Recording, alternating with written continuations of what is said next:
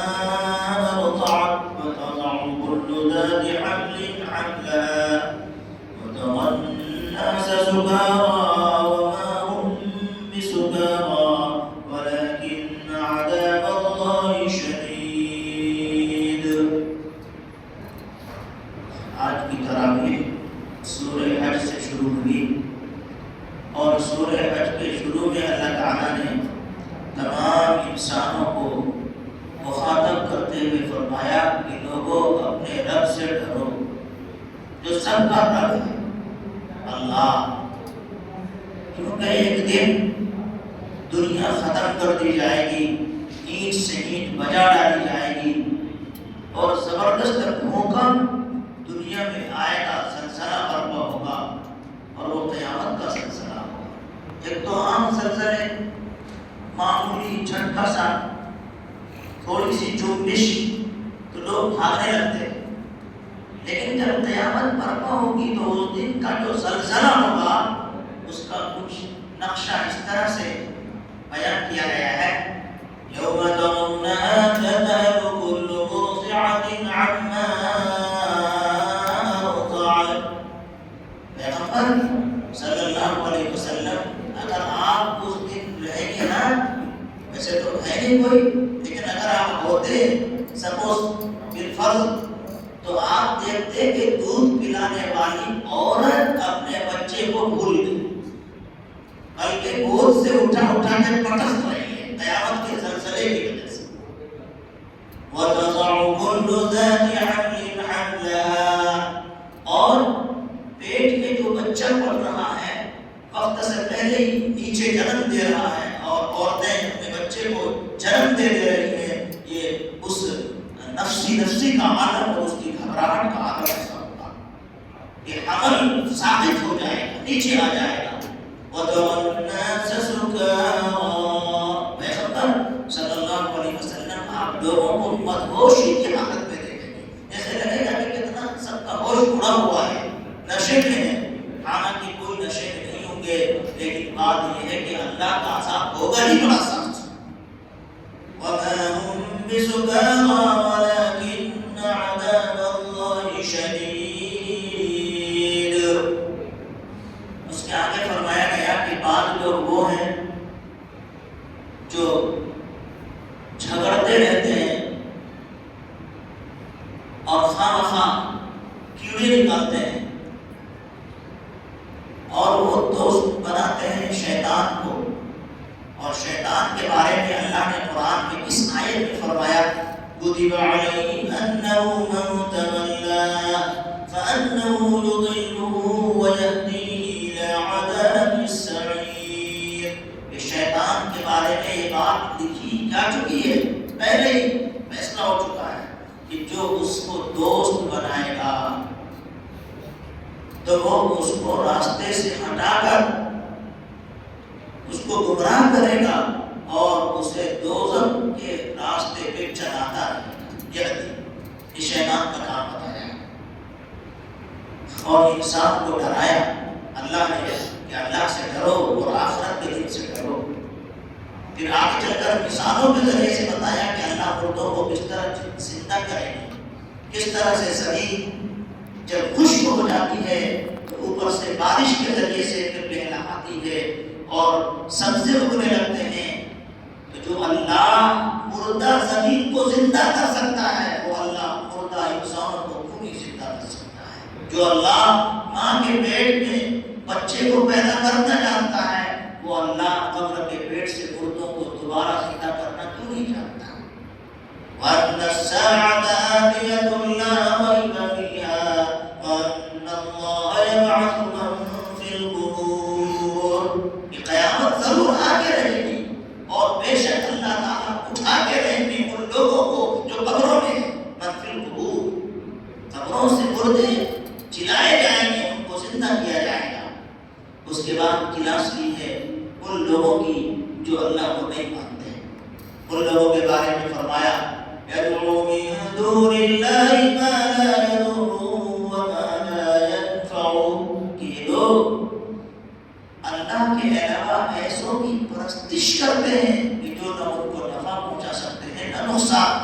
لبیس المولا ولبیس العشیر، بہت ہی برا ہے ان کا یہ آقا، اور جس کو انہوں نے اپنا سب کچھ کارساز سمجھ رکھا ہے، مددگار سمجھ رکھا ہے، اپنا مولا سمجھ رکھا ہے، یہ بہت ہی برا ہے، اس کا نتیجہ بھگتنا پڑے گا۔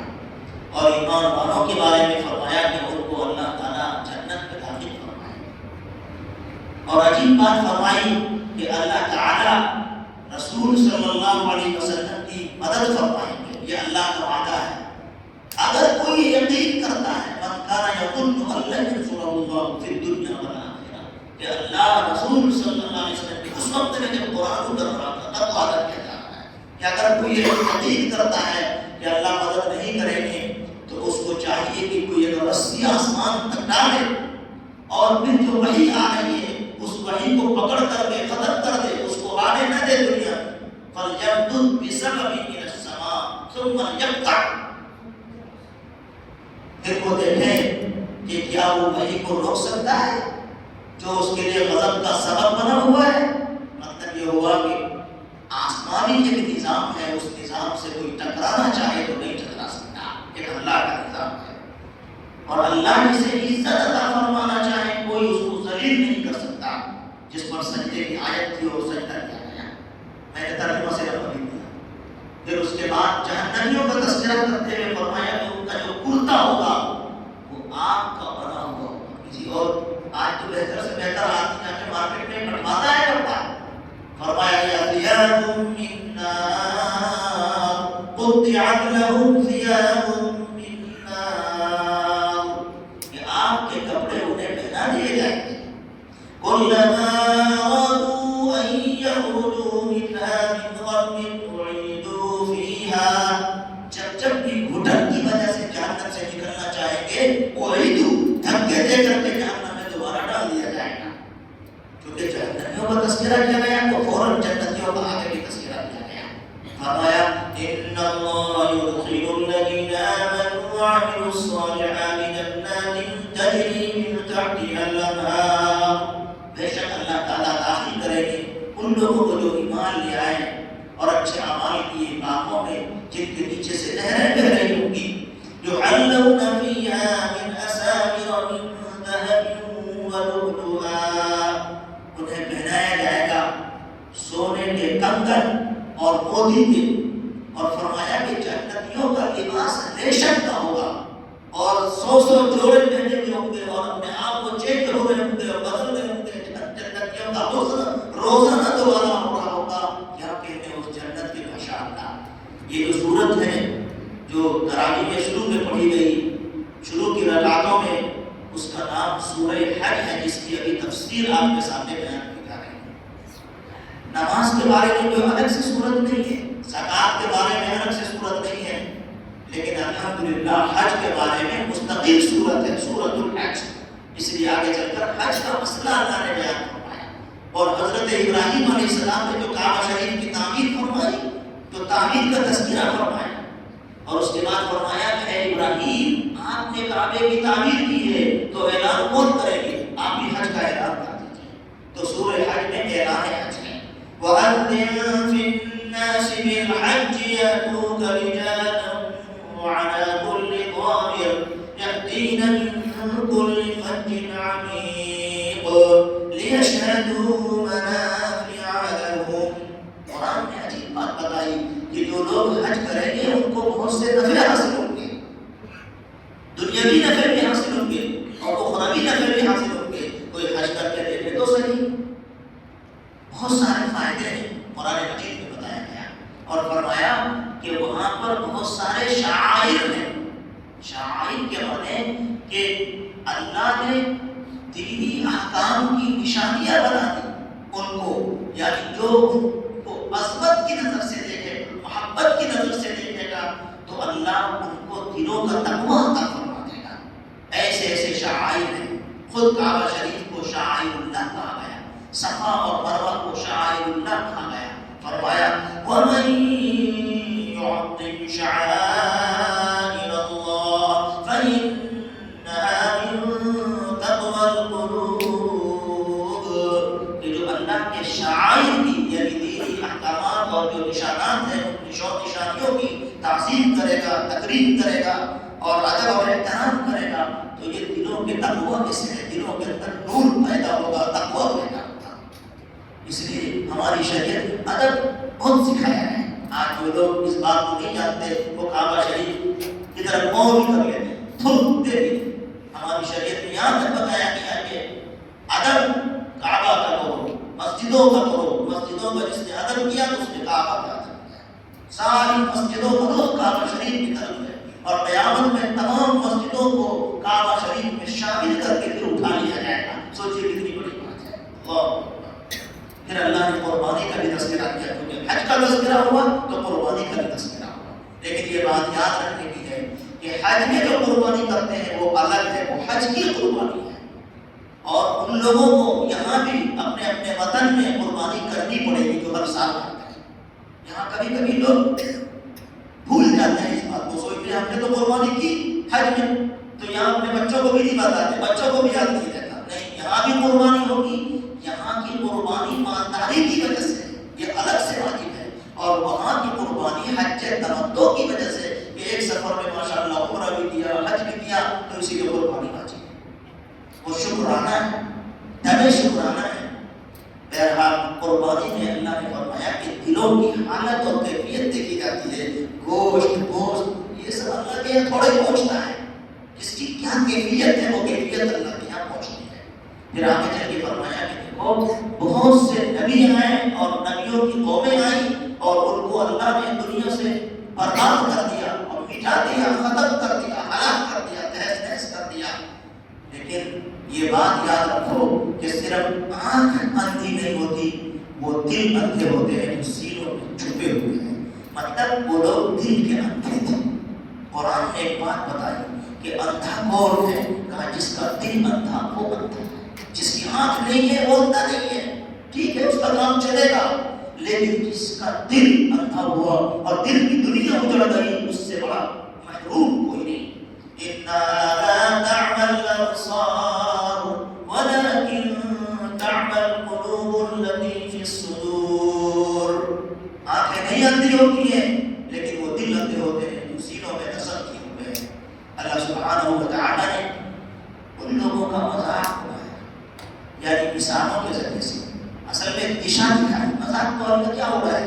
اللہ حقیقت بتاتا ہے ان لوگوں کا جو اللہ کو نہیں مانتے اور پتہ نہیں کس کس کی پرستش کرتے ہیں۔ تو فرمایا کہ جب ان کے سامنے کچھ رکھا جاتا ہے ان پہ مکھیاں بیٹھتی ہیں تو مکھیاں بھی تو نہیں اڑا سکتے ہیں، یہ بات قرآن میں ہے۔ جی ہم اور آپ کو نہیں بول سکتے، لیکن اللہ نے سمجھایا کہ یہ اتنے کمزور ہیں کہ یہ کسی کی پکار تو کیا سنتے، کسی کے کام تو کیا آتے۔ لیکن آپ تھوڑی دیر سوچیے کہ اگر اس دنیا میں یہ نہیں ہوتا جو ہو رہا ہے اور ہم لوگوں سے کوئی کہا کہتا کہ ایسا بھی ہونے والا ہے تو ہم لوگ کبھی نہیں مانتے۔ یہ کیسے ہو سکتا ہے؟ آدمی ہو کیسے کرے گا؟ اپنے ہاتھ سے بنا کے نہ کوئی نہیں مانتا۔ لیکن اب یہاں تو بڑی تعداد ایسوں ہی کی ہے۔ قرآن مجید میں اس کی بڑی رہنمائی کی گئی اور فرمایا گیا کہ دیکھو ان کا کیا حال ہے۔ وَإِن يَسْلُبْهُمُ الذُّبَابُ شَيْئًا لَّا يَسْتَنقِذُوهُ مِنْهُ ضَعُفَ الطَّالِبُ وَالْمَطْلُوبُ۔ اور آگے چل کے فرمایا کہ حضرت ابراہیم علیہ السلام پیشوا ہے، ملت ابیکم ابراہیم، تمہارے باپ ابراہیم کا جو مذہب ہے وہ اصل مذہب، ہم لوگوں کا جو مذہب ہے نا، یہ پیارے نبی صلی اللہ علیہ وسلم کو بھی حکم ملا ہے کہ ابراہیم علیہ السلام کے مذہب کو فالو کیجیے۔ ہم لوگ اصل فالوور حضرت ابراہیم علیہ السلام کے مذہب کے ہیں، بواسطے حضرت محمد مصطفیٰ صلی اللہ علیہ وسلم۔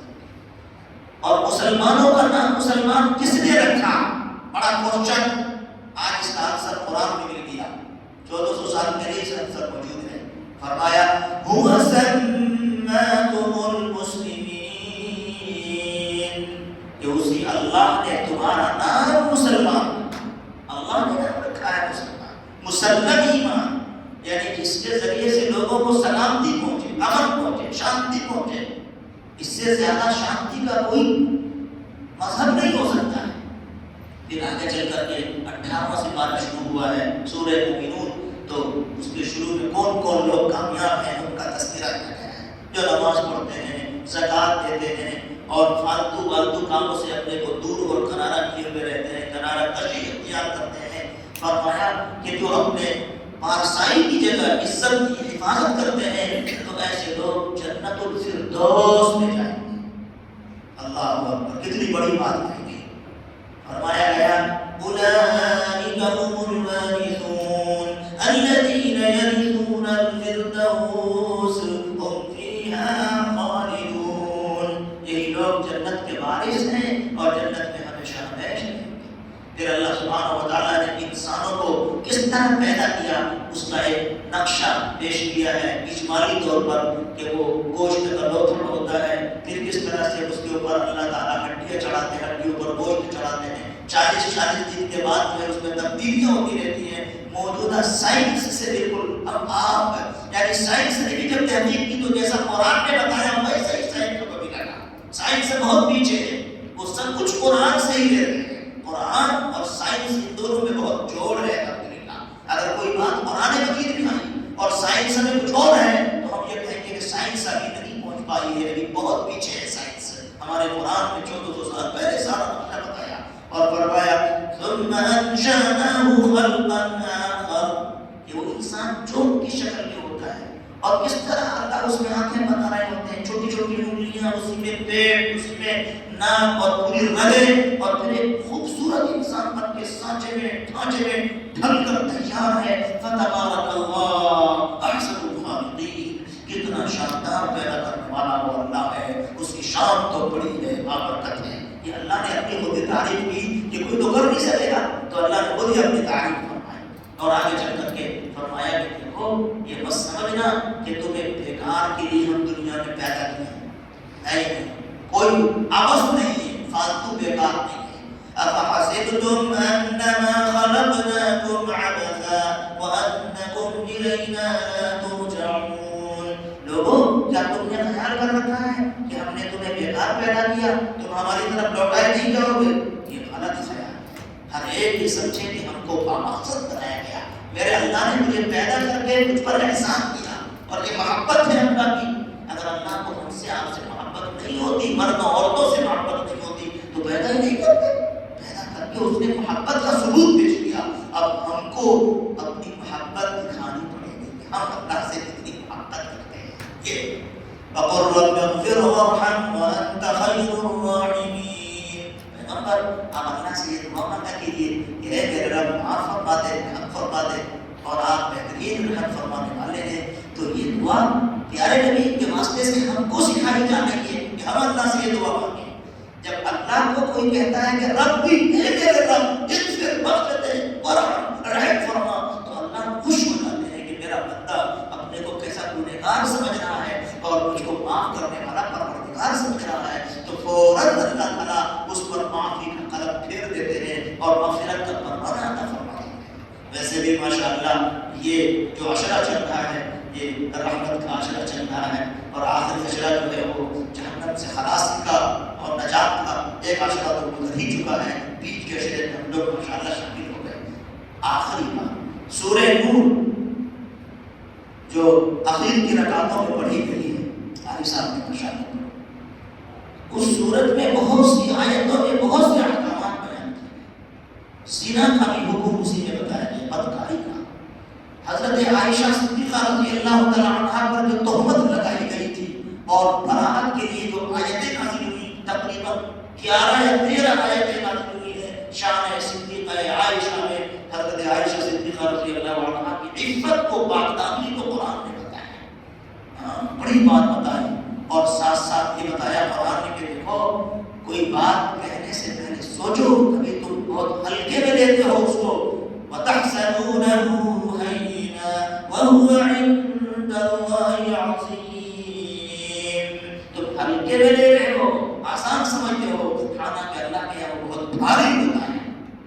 لَوْلَا إِذْ سَمِعْتُمُوهُ قُلْتُم مَّا يَكُونُ لَنَا أَن نَّتَكَلَّمَ بِهَٰذَا سُبْحَانَكَ هَٰذَا بُهْتَانٌ عَظِيمٌ.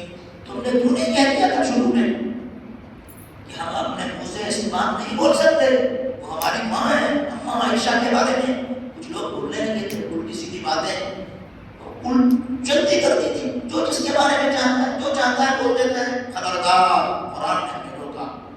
اور پھر مردوں کو عورتوں کو ایک ساتھ کہا کہ اپنی نظر پر کنٹرول کرو. خود سے پسند، جب تک نگاہ پر ہم کنٹرول نہیں کریں گے تو پھر پاک دامنی اور پاکسائی حاصل نہیں ہو سکتی ہے. قل للمؤمنین یغضوا من ابصارهم ویحفظوا فروجهم ذلک ازکی لهم. یہ پاکیزگی کا ذریعہ، عفت کا راستہ یہ ہے. اور ٹھیک عورتوں کو بھی کہا وقل للمؤمنات یغضضن من ابصارهن ویحفظن فروجهن. اور پھر کچھ اور بھی مسائل بتائے کہ ان کو جو زینت کے مواقع ہے کب ظاہر کرنا ہے، کن کے ساتھ ظاہر کرنا ہے، کہاں نہیں کرنا ہے، یہ سب تفصیل بتائیے اللہ تعالیٰ نے. پھر اللہ نے اپنے بارے میں بتایا کہ میں نور ہوں. سورہ نور میں اللہ نے بتایا کہ میں نور ہوں. اللہ نور السماوات والارض. اللہ آسمانوں اور زمین کا نور ہے، یعنی دونوں میں نور اور روشنی پیدا کرنے والا ہے. اسی کی برکت سے سارا جہاں روشن ہے. مدینہ شریف میں مسجد نبوی شریف کے ہر پیلر میں ہر طرف سے یہ آیت لکھی ہوئی ہے. الحمدللہ آپ جب جائیں اللہ بار بار جانا نصیب فرمائے تو آپ پیلروں میں دیکھیے گا ستون ہے، ستون میں دیکھیے گا ادھر سے ادھر سے اس طرف سے تو یہ آیت لکھی ہوئی ہوگی اللہ نور السماوات والارض. بس اتنا لکھا ہوا ہے. تو یہ بڑی بات ہے. اللہ سے دعا ہے کہ اللہ تعالیٰ ہم سبوں کے گناہوں کو معاف فرمائے. اللہ ہم سبوں کو اپنی نگاہوں پر کنٹرول نصیب فرمائے. اللہ پاک نام کو عزت عطا فرمائے. آمین دعا فرمائیے. اللهم صل على محمد وعلى ال محمد كما صليت على ابراهيم وعلى ال ابراهيم انك حميد مجيد. اللهم بارك على محمد وعلى ال محمد كما باركت على ابراهيم وعلى ال ابراهيم انك حميد مجيد. ربنا آتنا في الدنيا حسنة وفي الآخرة حسنة وقنا عذاب النار. يا الله يا رحمن يا رحيم يا كريم يا ذا الجلال والإكرام يا بديع السماوات والأرض مولا مصرف لعباده خطاکار ہیں. اللہ ہمارے گناہوں کو خطاؤں کو معاف فرما. قرآن مجید کی برکت سے معاف فرما. اے اللہ پاک نام میں معاف فرما. بدرین صحابہ کے طفیل میں معاف فرما. اے اللہ یہ جتنے بھی ہاتھ اٹھے ہیں تیرے بندے ہیں اور تیری بندیاں بھی پردے میں بیٹھی ہوئی ہے. اللہ سب کے ہاتھ اٹھے ہیں تیری طرف. اللہ سب کو اپنی محبت عطا فرما، اپنا تعلق نصیب فرما، اپنے پاک نبی کا عشق عطا فرما. شریعت کی عظمت دلوں میں پیوست فرما. شریعت کے ایک ایک حکم پر چلنے کی توفیق نصیب فرما. اے اللہ قدم قدم میں ہم سب کی دستگیری اور مدد فرما. اے اللہ ہم سب کو پاک دامنی اور حیا عطا فرما. اے اللہ آنکھوں کا بھی حیا نصیب فرما. اے اللہ آنکھوں میں سرما تو پہنتے ہیں لیکن وہ حیا جو اصل حیا ہے وہ حیا ہماری آنکھوں میں بھی پانی جائے اس کی ہمیں توفیق نصیب فرما. حیا داری عطا فرما. اے اللہ اپنی رحمت سے اپنے کرم سے بچوں کو نیک و فرمانبردار فرما. اے اللہ یہ لوگ گم گشتہ راہ ہیں اور راستے سے بھٹکے ہوئے ہیں. اے اللہ انہیں بھی واپس فرما. اے اللہ جو صبح کا بھٹکا ہوا ہوتا ہے شام کو واپس ہو جاتا ہے تو بھٹکا ہوا نہیں ہوتا. اللہ بھی کچھ نہیں گیا. ان میں سے بہت سے لوگ گناہوں میں ڈوبے ہوئے ضرور ہیں لیکن اگر سچی پکی توبہ کریں گے تو توبہ معاف کر دے گا. انہیں خود فرمایا کہ میں معاف کروں گا. اللہ سب کے اوپر مغفرت کا فرمانا فیصلہ فرما دیجیے. ہم سب کے لیے فرمان مغفرت کے لیے فیصلے صادق فرما دیجیے اور مغفرت کا اعلان فرما دیجیے. فرشتوں کے ذہنوں سے بھی اور نامہ اعمال سے بھی ہمارے گناہوں کو مٹا دیجیے. آمین یا رب العالمین. وصلی اللہ علی النبی الکریم. سبحان ربک رب العزة عما یصفون وسلام علی المرسلین والحمد للہ رب العالمین. لا الہ الا اللہ.